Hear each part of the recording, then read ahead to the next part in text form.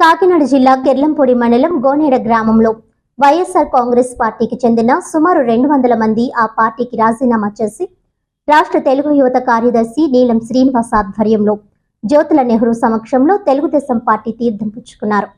జ్యోతుల నెహ్రూ వీరికి టీడీపీ కండువాలు వేసి సాదరంగా పార్టీలోకి ఆహ్వానించారు. ఈ సందర్భంగా నెహ్రూ మాట్లాడుతూ రాబోయే ఎన్నికల్లో రాక్షస ప్రభుత్వాన్ని ఇంటికి సాగనంపేందుకు అందరూ సిద్ధంగా ఉండాలని, రాబోయే 40 రోజులు ప్రతి ఒక్కరూ కష్టపడి టీడీపీ, జనసేన, బీజేపీ ఉమ్మడి అభ్యర్థులను అఖండ మెజారిటీతో గెలిపించాలని కోరారు. ఈ కార్యక్రమంలో Telugu Desam party, Janasena party, BJP party నాయకులు, కార్యకర్తలు, అభిమానులు పాల్గొన్నారు.